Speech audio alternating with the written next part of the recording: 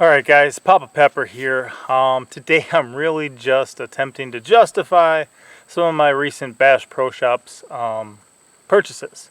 I was away for a couple days working not too long ago, passed by the Bass Pro Shop in Little Rock and bought a bag full of stuff. I wasn't really planning on exactly taking care of too much there. But then I started kind of coming up with ideas about things, and because of a couple things that have been happening, that are going to happen in the future, I did make a number of purchases. So one of them I'll start off with is actually these.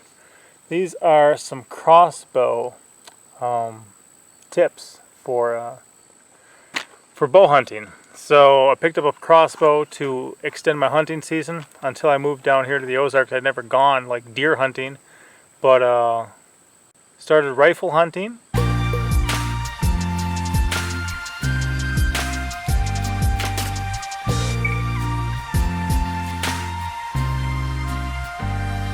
Got 2 one year and then 3 the next. Pretty good. 5 shots fired, 5 deer bagged. I'm not hurting and wounding animals and chasing them through the woods all day, that type of thing. I'm harvesting them, and I'll tell you what, there's so many around here. It's amazing how many people actually shoot and then how many are still out there. So it does kind of just, thin the herd and stuff.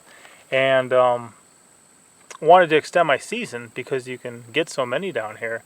But I never really had shot a bow.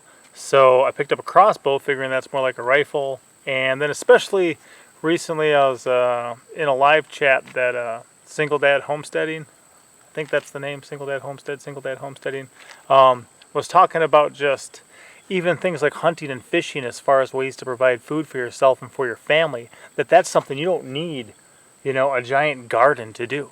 You can do it if you live in an apartment building. You can do it if you, have some sort of HOA that doesn't allow you to really do anything there. You can still slip off to the local lake, slip off to the local, woods, those type of things, and do those things. And just looking at things on a whole nother level that I really hadn't before, and I really appreciated that. So I got these broadheads here, which are expandable ones, make a 2-inch, slit when they head through the deer, so you get better blood trails, more damage to the vital organs and stuff like that. And yeah, needed some broadheads anyway, so I did pick those up for this coming hunting season. Another thing, which I don't even have here, is I wanted to get a minnow trap. There's a small stream near enough by, and to me, minnow traps are great for a number of things. You can catch snakes in them. You can catch minnows in them. You can catch crayfish in them. You can catch all sorts of things in them.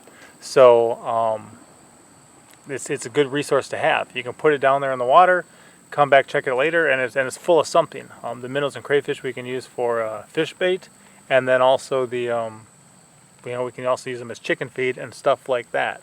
So I'll share a little bit about it, and I'll let you see us harvest them, and I'll give you a little bit more of the story about this minnow trap.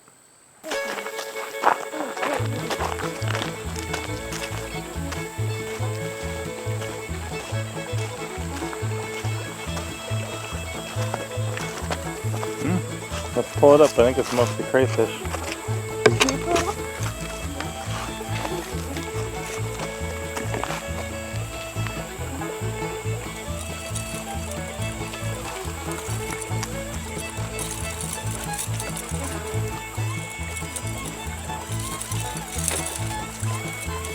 There's at least a minnow in there.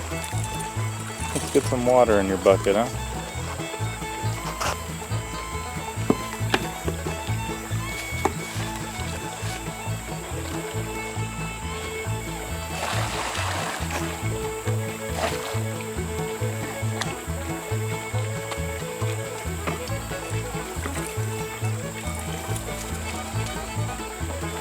And flip the other side.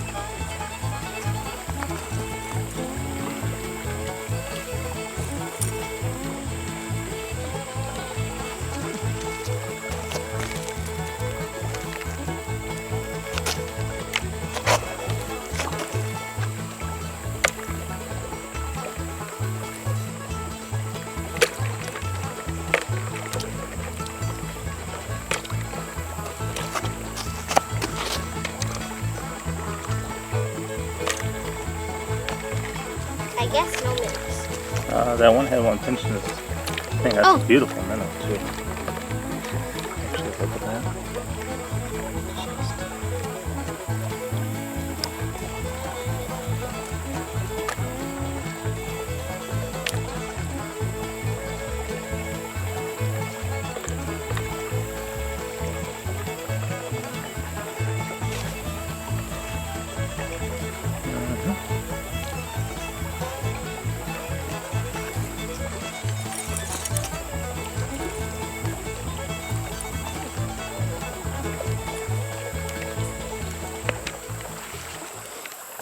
And actually once with this minnow trap too, I was driving by and I saw it and I thought, you know what, maybe I should empty it. I said, I'll empty it when I get back from town. Went to town, there was a torrential downpour, came back, it was washed away, and thought, oh man, there just went 10 bucks. You know, I hadn't even used it that long. I just picked it up at Bass Pro Shops. We had it in for a little bit, emptied it a couple times, and it was gone. But then actually my neighbor, the same one I actually was shopping with when I bought it, went for a walk down the stream with his family, and he said it wasn't even too far down. And it was a plan. You know, we were going to go downstream and look for it. We just hadn't made it yet. And him and his family walked down there, so one day they rolled up and they dropped it off with a couple crayfish in it. So that worked out. Still got it. Water strider. Yeah, buddy. Cool. Let it go back in the ocean. In the water. I want this. Then also, even though I hadn't really gone bow hunting before, I did have a bow and it was rigged up for bow fishing. So I got probably about 200 fish in 2 weeks this spring. Suckers, a couple of buffalo, and then a couple of carp.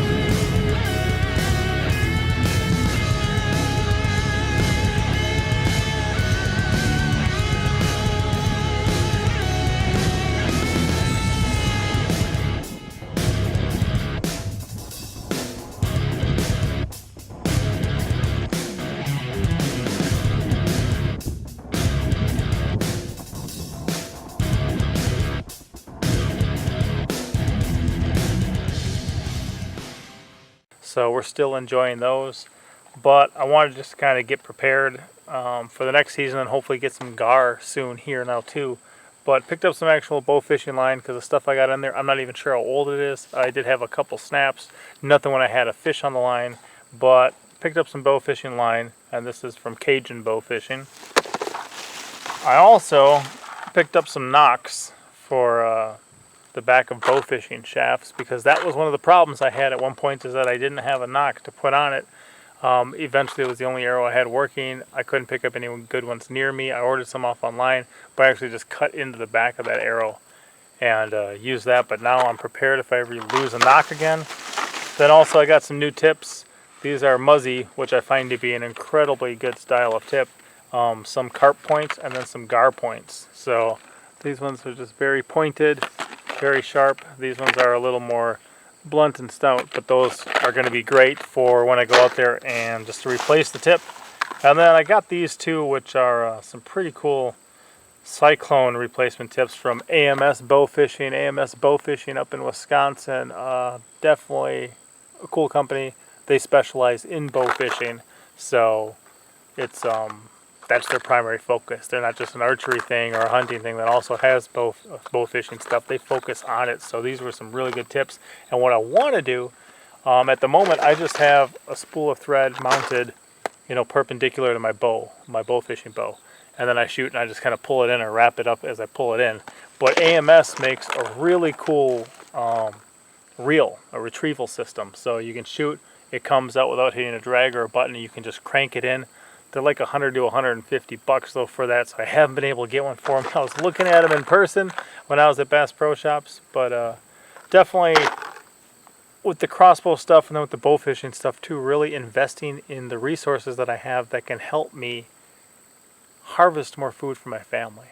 And it's a fun time doing it too. I love being out in the woods, out in the wild, out in the swamp, out in the lake anyway. So when I'm able to do these things, and benefit from it and bless my family with some good food that we know the source, we know the location it was harvested, those type of things, it's just better.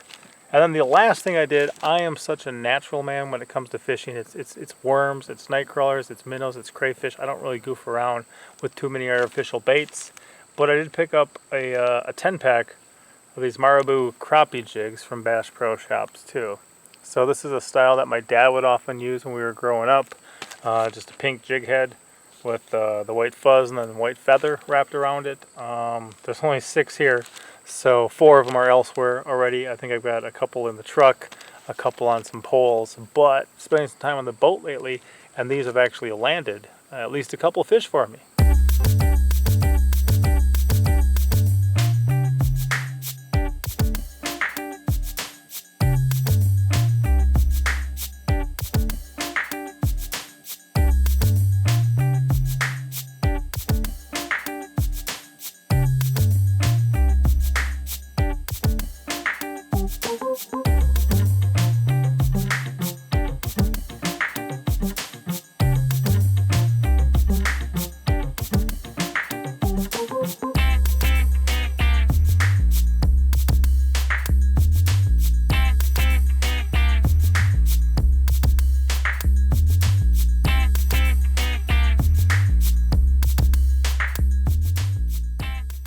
So even though I'm more of a natural man, these will come in handy when I don't have natural bait with me, when I'm not able to find something, and even with work lately, traveling, it puts me by some really cool bodies of water, and sometimes we do have downtime or time to kill, so I'm not really going to go to work anymore without bringing a fishing pole with me.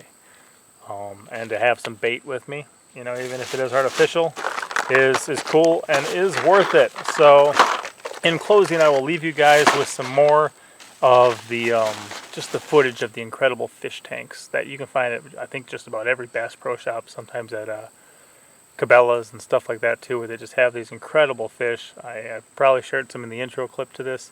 I'll share some more now and let you guys check it out as we close. But first, I'll do the trivia from the last video and then also for this video. Alright guys, with the trivia from the last video, the correct answers were Tommy Apple, Winged Beans, Cayenne, and Quart. If you answered all 4 of those questions correctly, you're in the running for a shout out in this video. The shout out in this video goes to a new friend I met called My Goat Shed Life. My Goat Shed Life, you're the big winner. Congratulations. So, the trivia for this video. I picked up these. What type of hunting is this for? What kind of animal am I going to use these for hunting for? Question number 2. At the moment, I just have something like this mounted on the front of my bow for bow fishing, but what did I talk about wanting to get in the future for bow fishing? Question number 3. Although I picked these up, and this is an artificial bait, what type of bait do I predominantly prefer to use when I go fishing? And question number 4. The minnow trap I picked up. How did I almost lose it? What happened to it? If you know the answer to those 4 questions, leave them in the comment section below. I'll be choosing one person who answers all 4 of them correctly. Say correctly. To give a shout out in an upcoming video. Papa out.